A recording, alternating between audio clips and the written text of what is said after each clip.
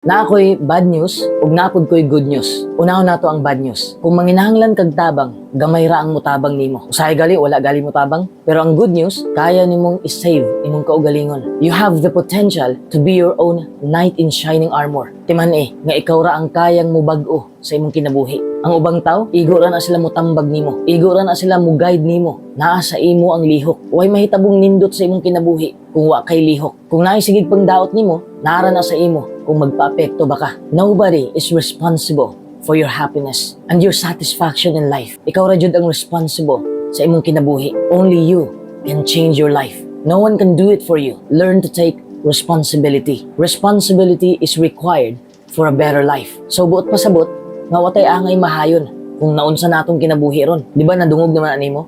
Nga kung gipanganak kang pobre, wakay salaan na. Pero kung mamatay kang pobre, sala na nimo.